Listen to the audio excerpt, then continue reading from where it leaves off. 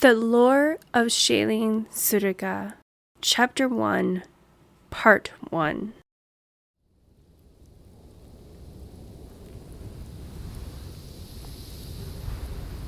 A long, long time ago, in ancient Japan, towards the middle of the Bakumatsu era, there was a young white female cat that was in the process of giving birth in the snow, with nowhere safe to have her litter. The young mother cat, only 1 year of age, did her best to protect herself and her young as she gave birth. 1, then 2, and then the third was born. 2 boys and 1 girl. The mother kept her young close, thanking the rare snow for helping her hide her young. Only the red of the blood-stained snow gave their location from the predators in the air. The mother cat huffed and cried out in pain as a fourth was struggling to come into the world, but nothing heard her cries. No one walked the path that she was just off of. After hours of no luck, the young mother sadly passed, leaving her 3 newborn kittens to the mercy of the harsh world. It was a struggle for the 3 newborns in the first hours, but the female, the smaller of the 3, struggled the most. Their cries were lost to the winds as more snow started to fall. The 3 desperately tried to nurse from their fallen mother. A cry from something large swooped down and took off with one of her brothers. The tiny cries grew distant as whatever it was left them. The littlest one huddled close with her other brother, their cries getting quieter as the temperature dropped and the sun started to set. The little female felt her remaining brother grow still as she, herself, was losing herself to the chill of the night. She tried to fight sleep before it took over. This was it. Her short life, held on for hours, was cut short. Or so she thought. She woke the next morning, still blind but warm. She felt something wrapped around her. She smelled a mother's milk as she hungrily ate. She felt something rub her back and head to keep her warm. But the touch she felt like a furry feel against her. There you go, sweet little one. That's it. You can survive. She knew not the words, yet she felt comfort in them. It gave her the will to survive, a boost in wanting to see who her savior was. In the following weeks, she did. Soon her eyes opened, and she could see who saved her from a cold death. He was young, but still looked like he had seen some things. His hair, black and long, tied back in a ponytail when he was awake, and loose while he slept. She nuzzled him and felt him run his hand, which was rough and soft, down her back. She curled into his arms as he walked, where his arms held her tight but gently. Before long, he was around others that seemed to know him. Kaizen, what do you have there? Kaizen, when did you get a cat? Many of the men asked questions, but she listened to his chest rumble as he spoke back to them. I found her. She was the only survivor. I felt like I was supposed to find her, you know? She was learning what he was saying, but his name is one she grew fond of hearing. Her purrs matched his talking when he spoke, making him laugh. His laugh made her purr more. She felt him stroke her in his arms. She nuzzled into him, causing the other men to laugh. "Is the great slayer of men becoming soft because of a kitten?" she heard one of them say with a laugh. Kaizen laughed and placed his other hand on top of something slung along his belt. "No, it makes my senses sharper. I want to protect this little one with everything." Kaizen spoke. The other smiled. "What's the little one's name?"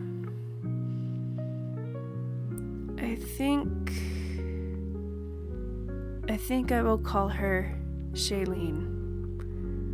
It just suits her." Kaizen smiled down at the kitten. She purred into his arms and nuzzled right back into him. She had a name now. Shaline. It was hers and hers alone. And it was only the start of a long-lasting companionship as Shaline grew into a beautiful adult cat. Eyes golden and snow-white fur. Kaizen enjoyed having her around as a steadfast companion. She would often ride on his shoulders when he walked and snuggled in his kimono as he rode horses. They became a pair that was widely known around the area as the samurai and his faithful cat. They became the talk of the towns and villages, and his skills never dulled owning this beautiful creature. But of course, happiness does come at a cost sometimes. One day, 4 years after the Boshin War ended, Kaizen grew sick. He was alone, living in this tiny shack in the forest outside of Kyoto, with only Shaline there as his companion. Shaline watched as he struggled to breathe sometimes. She would often find herself sitting in the lone window at night, gazing up at the moon. "Oh, how I wish I could just help my master. If only I wasn't like this," she prayed one night. "He has been nothing but kind to me. I want to repay him for saving my life all those years ago." She jumped down and snuggled under his arm, purring herself to sleep, praying that this wasn't the last time she would see him alive. When morning came, she felt more of her master along her back. She could hear his breathing had evened out a bit in the night. She felt his warmth against her. She purred as she snuggled into him, her tail laying gently on his side, pulling her knees deeper into her chest. Her knees into her chest. Her knees into her... Shaline sat up quickly and looked down at her paws. No, hands. Shaline was human? When did this happen? How did this happen? She wiggled her ears and they still sat on top of her head. Her tail lay gently on the ground next to her. She looked down and noticed that she did not wear the same clothes that her master wore. In fact, none at all. She jumped out of Kaizen's arms and headed into the corner of the one-room shack. She looked down at herself and took in what she looked like. Her skin was fair, but lightly tanned. She had some things that hung from her chest that were round and plump. Fur was only on her tail and ears, yet there was hair on her head. She had skin everywhere else. She knew that humans didn't walk around with their skin being seen. After finding a spare blanket, she tied it around herself and walked over to Kaizen. She kissed his forehead and felt the heat from it. She ran out of the house. She knew she needed to get him some medicine, and she recalled him one time getting something for a wound he had. She knew that the people in the nearby village would be able to help her. When she arrived in the village, she kept looking at everyone who was staring. Medicine. I need medicine, she stammers out to someone who would listen. Mommy, what's on her head? And what's that thing coming out of her butt? The little kid asked. That's when it dawned on her. She had never seen another human with ears and a tail like hers. She ran out of the town and back to the little shack. She would need to cover her ears and tail before she could go back. Master, I will make sure you get better. Shaline curled up next to him, his breathing ragged again. She was feeling his forehead when a knock came at the door. She quickly found something to throw over her head before she answered the door. Hello? She looked out and saw that it was a young woman, probably around the same age as her master, standing outside. Hello? Were you the young one looking for medicine in town? Shaline's ears twitched under the scraps she threw on her head. I saw you running around asking for medicine. I heard that you had cat-like ears on your head. I don't care about that, and Master is sick. Please, help him. She opened the door and hid behind it. The young woman looked in and stood in the doorway. Shaline heard her steps quicken when she ran to Kaizen's side. Please, save him, Shaline said from behind the door. I've learned medicine during the war, so he's in good hands. How long has he been like this?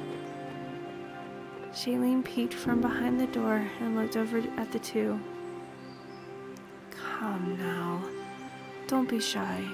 I don't care what you look like. It was clear that you were desperate. Shaline slowly walked over, crawling on all fours like a cat, her tail balancing her. An ear slipped out from the rags she wore on her head. 3 days. He only wakes for short periods of time, but he barely eats or drinks. He has trouble breathing at night. Shaline came over and sat next to them. His head is very hot sometimes. Shaline's tail moved slowly as she watched the woman check out her master. When she went to move his kimono to the side so she could listen to his chest, a deep warning growl arose from Shaline. Relax. You are acting very cat-like, and I understand that this may seem strange, but I need to listen to what his lungs sound like. Don't worry, I won't hurt him. The woman smiled. The name is Yumino Sugumina. What's yours and your father's? She asked before leaning down and began listening to his lungs. Master calls me Shaline. I've heard my master being called Tsuruga Kaizen before. Shaline relaxed a little more. Shaline doesn't know how she is like she is. Shaline used to have fur all over. Sukumina busted out laughing as she sat back. Now that is very crazy. You were saying you were a cat until now. Sukumina laughed as she set her bag next to her. Shaline let out a small mew in confusion, and Sukumina's laughter ended. Okay, that is the craziest story, but I won't question your sanity right now.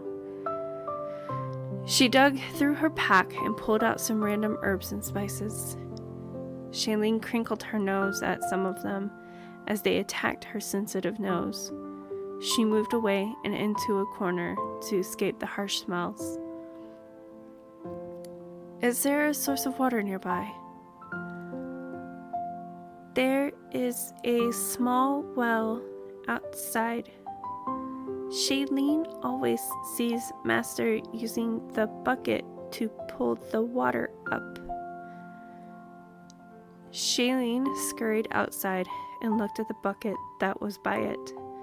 She recalled how Kaizen lowered the bucket down on the rope it was attached to and then pulled it back up.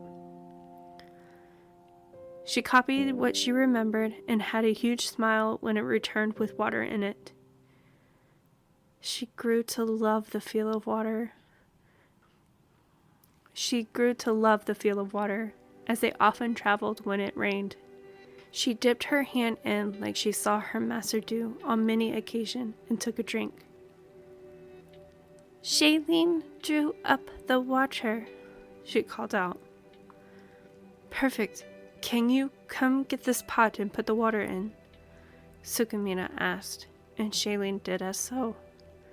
When she returned, she was pressing some of the herbs that were very strong scent. A low growl returned as she set the pot over the fire that Sukumina had started. That stuff stinks, Shaline commented. Really playing into the whole cat thing. Okay, I'm sorry, but these are the herbs and spices that will help Tsuruga-kun get better. She grew silent as she started working on making a medicine to help Kaizen.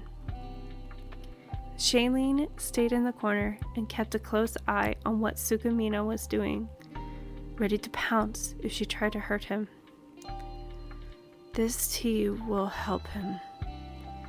Make sure to steep the moisture in hot water once it boils. Let it cool a bit before pouring it into his mouth, Sukumina said before packing things away.